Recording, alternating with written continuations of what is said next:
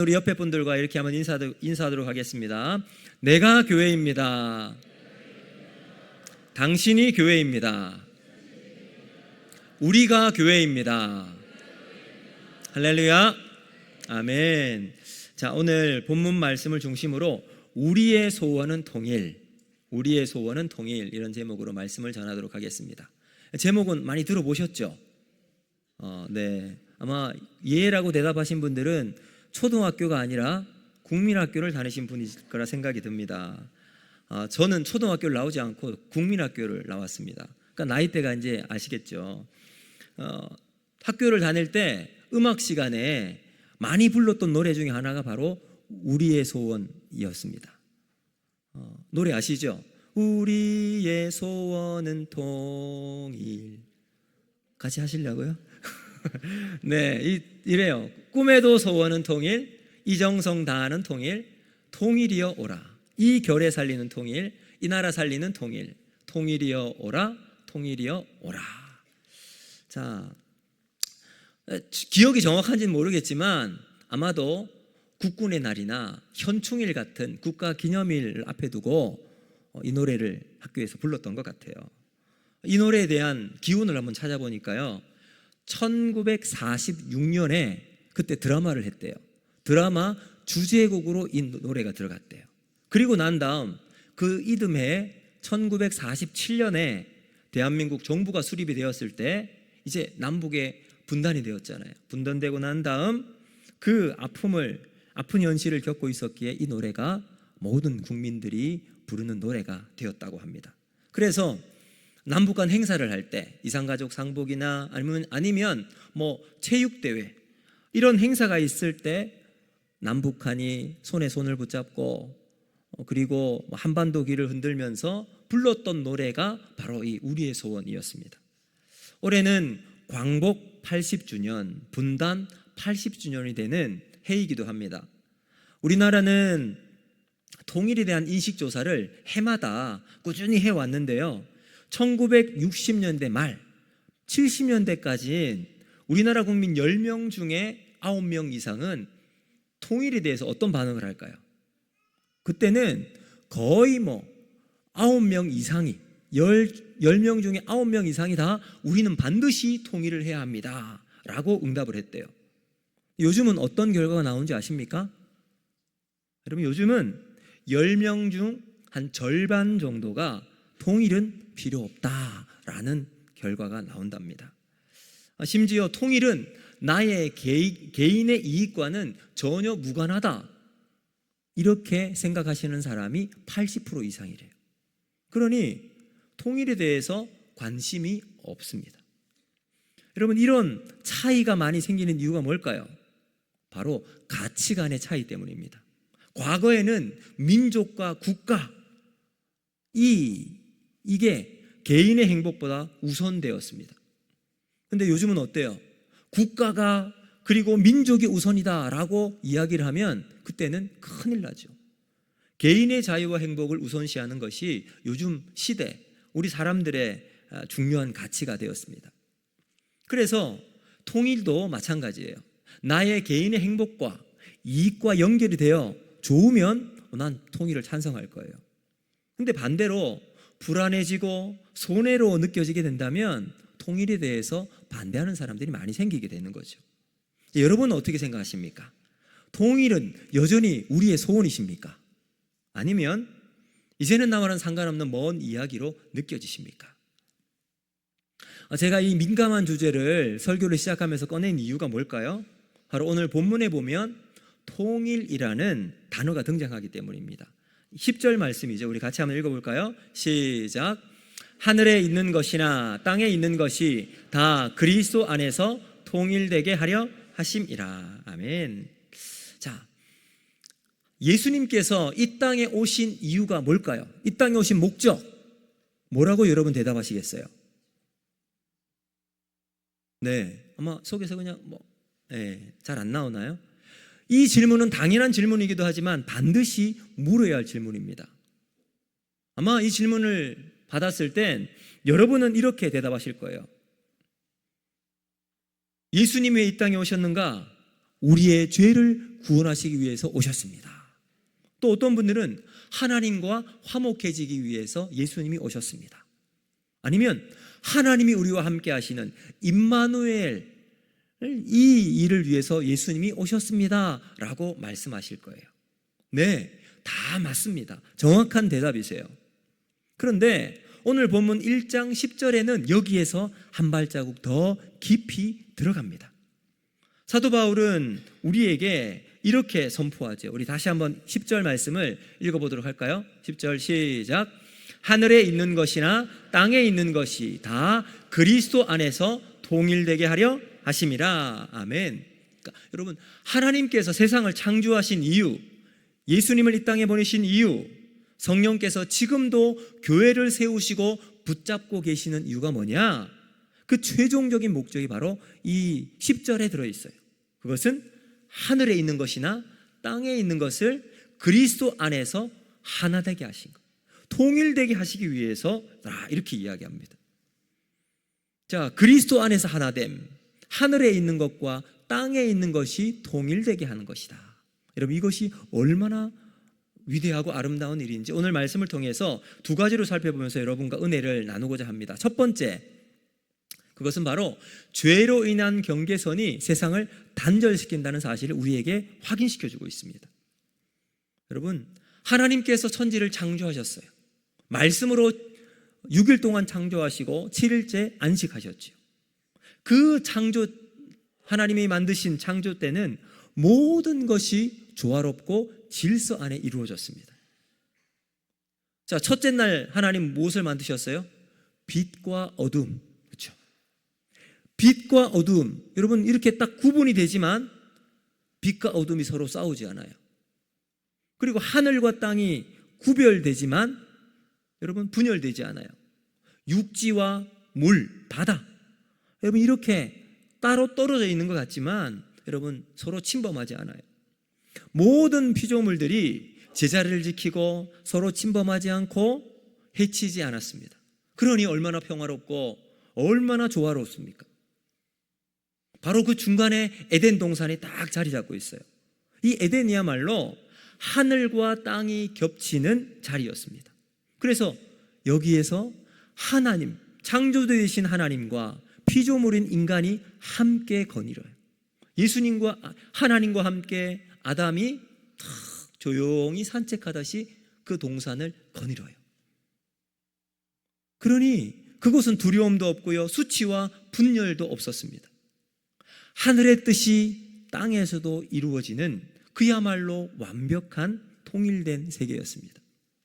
그런데 거기에 죄가 들어와요. 인간의 죄는 그 완벽한 질서를 무너뜨렸습니다. 죄가 들어오는 순간 세상은 분리와 단절된 세계가 되어버리고 말았습니다. 자, 이렇게 죄가 들어온 이 땅에 세 가지 큰 단절이 일어나는 첫 번째, 하나님과 인간 사이의 단절이 일어나요. 여러분, 하나님이 주신 에덴 동산은 그야말로 천국이잖아요. 그런데 죄가 들어가자 그 행복의 동산인 에덴의 모든 행복은 끝이 나버리고 맙니다. 아담과 하와가 하나님이 먹지 말라 명하신 선악을 알게 하는 나무의 열매를 먹고 말았어요. 여러분, 어떤 사람은 이렇게 말할 겁니다. 아니, 나무에 있는 열매 하나 따먹은 게 뭐 그렇게 큰 일이라고, 단순한 과일 절도 하나 가지고 그렇게 호들갑을 떨 일이냐라고 생각하시는 분도 계실 겁니다. 그런데 여러분, 이 사실은요, 하나님 없이도 내가 하나님처럼 살겠다는 독립선언과 같았어요. 하나님, 이제는 내 인생을 내가 주장하고 내가 정한 기준에 따라 살겠습니다 라는 선언이죠. 여러분, 이렇게 죄가 들어오는 순간 하나님과 인간 사이는 보이지 않는 벽으로 단절이 생기게 되었습니다. 죄가 들어오기 전 아담과 하와는 하나님이 오실 땐 너무나도 기쁘고 행복하게 맞았어요. 그런데 죄가 들어오자 어떻게 됩니까? 그들은 숨습니다. 죄의 본질이 바로 여기 있어요. 하나님을 멀리하는 거예요. 하나님으로부터 도피하는 겁니다. 우리는 여전히 그런 모습으로 살아가고 있습니다. 문제가 생기면 하나님께 달려가는 게 아니라 자존심 때문에, 두려움 때문에 숨습니다. 이 선악을 알게 하는 열매만 먹으면 눈이 밝아질 줄 알았어요. 하나님처럼 될 줄 알았어요. 그 욕망과 욕심이 우리의 마음을 가득 채웠습니다. 아담이 그렇게 살았어요. 그렇게 했죠. 바로 그 순간 하나님이 아담을 부르세요. 아담아, 네가 어디에 있느냐? 이렇게 부르실 때 아담은 나무 뒤에 숨어버려요. 자신의 얼굴을 가리고 나무 뒤에 숨어서 하나님 앞에서 변명을 하고 있었습니다. 여러분, 죄는 하나님과 인간 사이를 이렇게 단절시켰어요. 두 번째, 죄가 어떻게 인간과 인간 사이도 단절시킵니다. 자, 이제 하나님이 아담에게 물으세요. 네가 왜 숨었느냐? 그럴 때 아담이 뭐라고 대답하죠? 창세기 3장 12절 말씀 우리 같이 한번 읽겠습니다. 시작. 아담이 이르되 하나님이 주셔서 나와 함께 있게 하신 여자 그가 그 나무 열매를 내게 주므로 내가 먹었나이다. 여러분, 아담이 처음 하와를 보았을 때 그 감격과 기쁨은 이루 말할 수 없었어요. 그래서 아담의 고백이 뭐예요? 하나님, 이는 내 뼈 중에 뼈요 살 중에 살입니다. 최고의 찬사를 붙였어요. 그런데 그런 사랑과 신뢰의 관계가 하루아침에 박살이 나버려요. 의심과 비난의 관계로 바뀌어 버렸습니다. 그리고는 뼈와 내 뼈 중에 뼈요 살 중에 살이라고 했던 그 아름다운 고백이요, 당신이 하나님 나에게 주신 바로 그 여자라고 하면서 선을 다 그어버리죠. 여러분, 그 순간부터 인간은 너와 나라고 하고 나누기 시작합니다. 여러분, 이 선은 점점 확장되어져 나가요. 형제 간에도 이 선이 생겨요. 그래서 아담과 하와의 아들이었던 가인과 아벨이 나누게 되잖아요. 그 선이 어떤 일로 벌어집니까? 결국은 여러분, 살인하게 되는 피해 경계선이 되고 맙니다. 노아 시대에 들어가서는 악이 세상을 득세하게 되었고 사람과 사람 사이에 폭력과 불신으로 가득하게 됩니다. 여러분, 그리고 홍수가 일어나게 되고 홍수를 면하자라고 하면서 사람들이 바벨탑을 쌓잖아요. 하나님이 그 인류에게 언어를 혼잡하게 하세요. 그리고는 인간은 서로를 향한 불신과 비방과 여러분, 이런 단절이 생기게 되었습니다. 이것이 바로 인간과 인간 사이의 단절이었어요. 마지막 세 번째, 인간과 자연 사이의 단절도 일어납니다. 자, 죄를 지은 아담과 하와에게 하나님께서 보이시는 행동이 있어요. 뭐예요? 에덴에서 아담과 하와를 쫓아내세요. 그리고 그 중간에 화영검으로 딱 지키게 하세요. 들어오지 못하도록 하신 거죠. 그때부터 하늘은 닫히고 인간은 땅에 묶여 사는 존재가 되어버렸습니다. 여러분, 인간의 타락으로 자연은 끝까지 신음해요.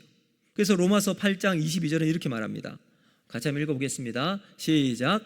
피조물이 다 이제까지 함께 탄식하며 함께 고통을 겪고 있는 것을 우리가 아느니라. 네, 피조물도 함께 고통하고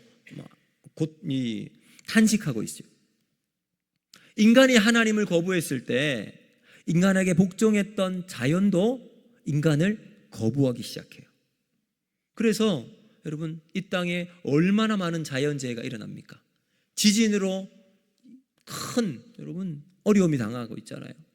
갑자기 비가 많이 내려 홍수가 터져서 여러분 전 세계에서 이런 이상 기후 현상으로 난리를 겪고 있습니다. 갑자기 큰 태풍이 일어나고 가뭄이 있고, 심지어 여러분 우리가 몇 해 전 있었던 메르스 그리고 코로나19 뜻하지 않았던 이러한 질병이 인간의 세상에 들어오게 됩니다.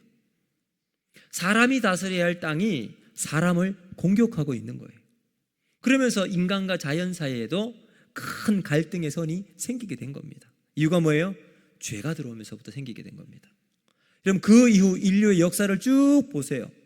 모두 선긋기의 역사입니다. 유대인이냐 이방인이냐 인종으로 선을 그어요. 흑인이냐 백인이냐. 남자와 여자로 성별로 선을 긋고요. 부자냐 가난하냐 물질로 선을 긋습니다. 많이 배웠느냐 배우지 못했느냐 지식으로 선을 긋고요. 강하냐 약하냐 힘으로 선을 긋습니다. 그래서 인간은 끊임없이 선긋기를 만들어요. 그리고 그 선을 긋는 사람들이 한결같이 합리화시키면서 하는 말이 뭔지 아세요? 우리는 다르다, 우리는 더 낫다, 우리는 더 의롭다 라고 주장하며 선을 그어요. 그런데 선 긋는 그들의 이면을 한번 벗겨서 보면요, 그 말은 이렇게 읽는 거예요. 우리 모두 하나님처럼 되고 싶다. 이 모든 선긋기의 이면의 뿌리에는 교만이 들어가 있다는 사실입니다. 여러분, 세상만 그렇습니까? 교회는 안 그럴까요?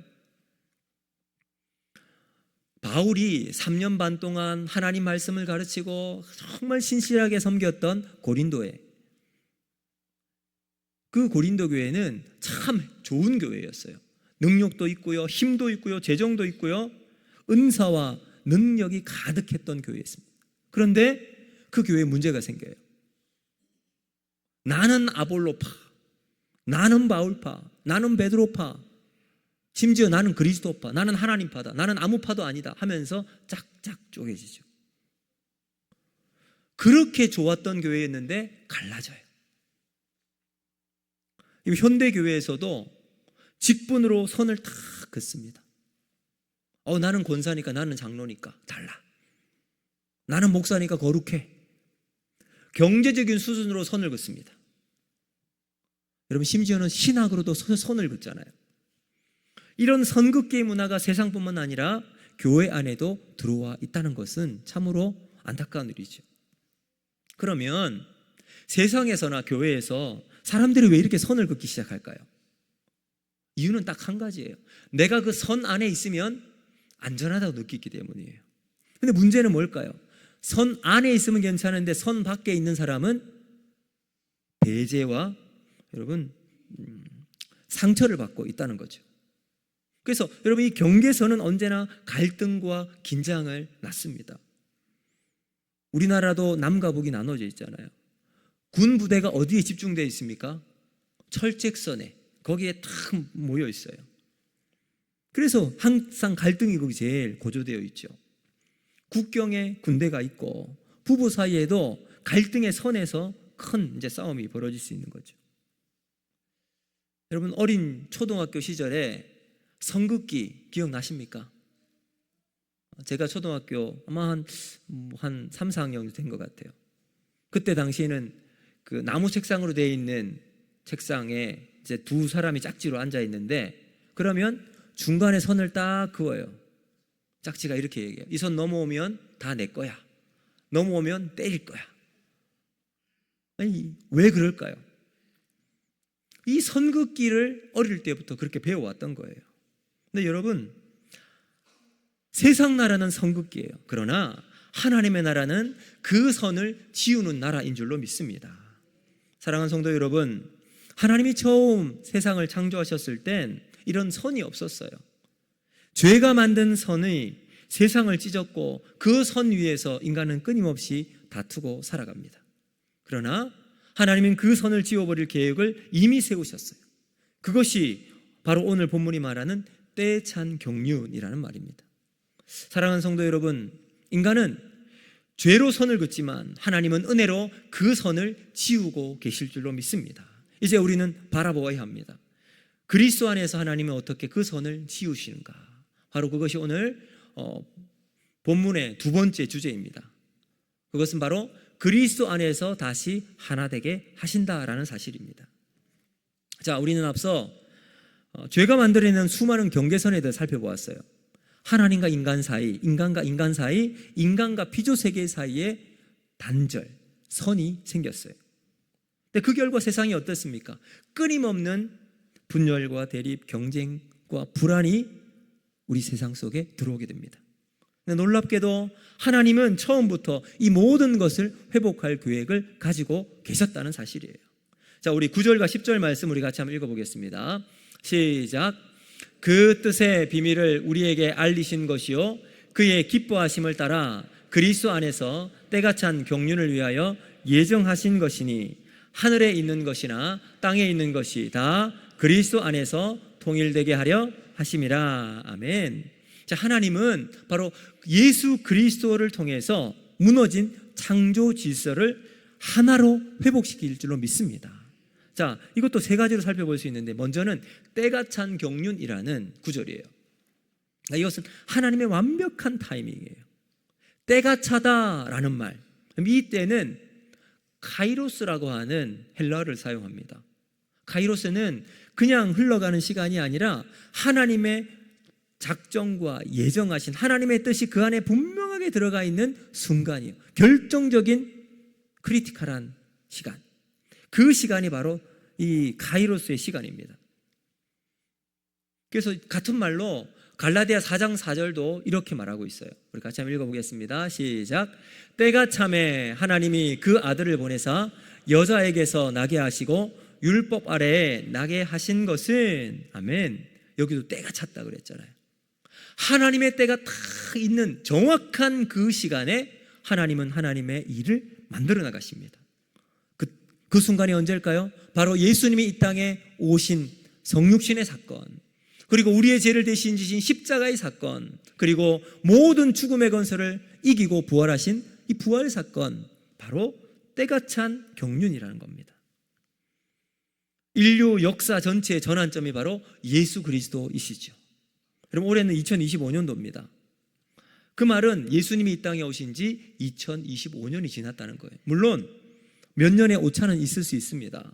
근데 기본적으로 기원 전과 기원 후로 나누는 그 기준점이 바로 예수 그리스도이시죠. 그리스도의 오심으로 우리 인류의 역사의 중요한 기점일 뿐만 아니라 하나님의 구원 계획이 실행 단계에 들어가는 시점입니다. 그러므로 이미 하나님의 때가 찬 경륜은 마지막 절정에, 하나님의 계획의 절정에 있다는 거죠. 그리고 두 번째 보시면 그리스도 안에서라는 말이 에베소서에 참 많이 나와요. 여러분, 에베소서 1장 10절에 보면 핵심 구절이 바로 그리스도 안에서라는 구절입니다. 근데 이 그리스도 안에서는 에베소서를 읽을 수 있는 핵심 회복의 중심축입니다. 여러분, 이 짧은 구절이 에베소서 전체를 이끌고 나가는 아주 중요한 기관이죠. 사도 바울은 이 표현을 반복적으로 사용하고 있어요. 그래서 우리가 에베소서 2장을 암송하고 있잖아요. 2장 하고 계시죠? 여기 보면 이 그리스도 안에서가 몇 번이 나오는지 아세요? 예수 그리스도 안에서, 그리스도 예수 안에서. 자, 한번 제가 알려드릴게요. 제가 보니까 수요 이제 교구별로 할 때 보니까 이렇게 해놨더라고요. 초성만 딱 해놓고 2장 6절 외우시는 분 해볼까요? 시작. 또 함께 일으키사 그리스도 예수 안에서 함께 하늘에 올리시니. 여기서도 그리스도 예수 안에서 한 번 나와요. 그 다음 두 번째 2장 7절 이는 그리스도, 잘 외우시네요. 우리에게 자비하심으로써 그 은혜의 지극히 풍성함을 오는 여러 세대에 나타내려 하심이라. 아멘. 여기도 그리스도 예수 안에서. 그리고 2장 10절 좀 길지요. 이건 우리가 잘 알고 있는 말씀. 시작.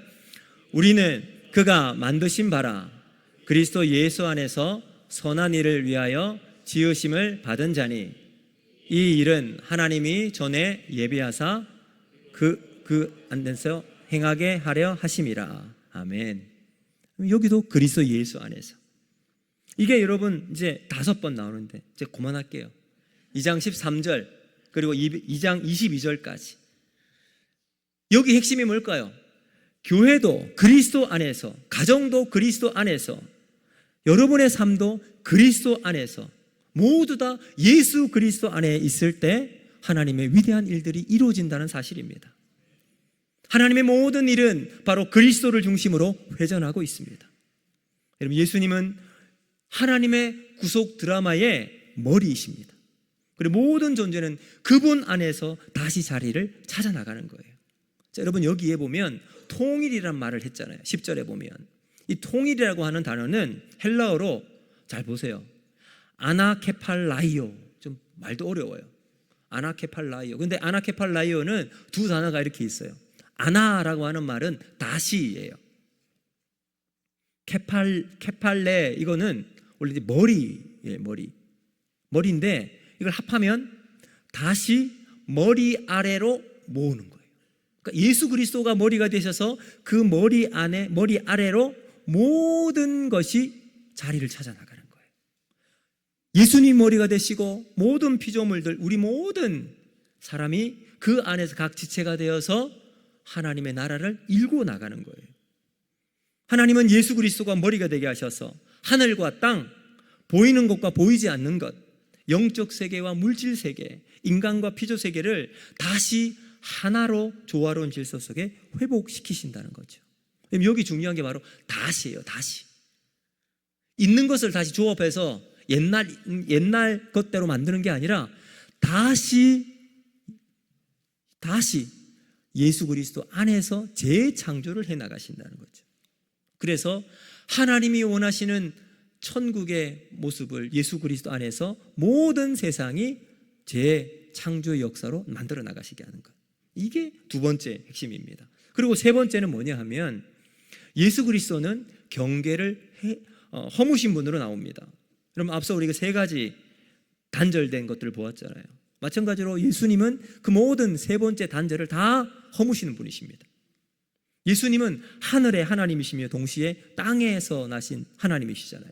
인간으로 오셨어요. 그래서 하나님과 인간 사이에 단절된 것을 자신의 몸으로 연결시키시죠. 그래서 요한복음 1장 14절은 이렇게 말합니다. 우리 같이 한번 읽어보겠습니다. 시작. 말씀이 육신이 되어 우리 가운데 거하심에 우리가 그의 영광을 보니 아버지의 독생자의 영광이요 은혜와 진리가 충만하더라. 아멘. 말씀이 하나님이시잖아요. 육신, 인간이잖아요. 하나님과 우리 사이를 연결시키시는 분이 바로 우리 예수님이십니다. 그래서 하나님이신 그분이 인간의 피와 살을 입으신 거죠. 여러분, 이보다 더 놀라운 통일이 어디 있겠습니까? 그래서 예수님은 하늘의 거룩함과 땅의 속함을 자신 안에 품고 계세요. 그분이 십자가 위에서 두 팔을 벌리실 때 그 팔은 하늘과 땅을 이어붙이는 다리가 되셨어요. 그리고 십자가는 수직으로는 하나님과 인간을 연결하고 수평으로는 인간과 인간 사이를 연결하세요. 그러한 놀라운 십자가 은혜가 그 가운데 나타나고 있습니다. 그래서 십자가에 설린 피가 율법의 모든 장벽을 허물어뜨리죠. 그래서 에베소서 2장 14절 우리가 외우는 말씀이잖아요. 같이 한번 읽어볼까요? 시작.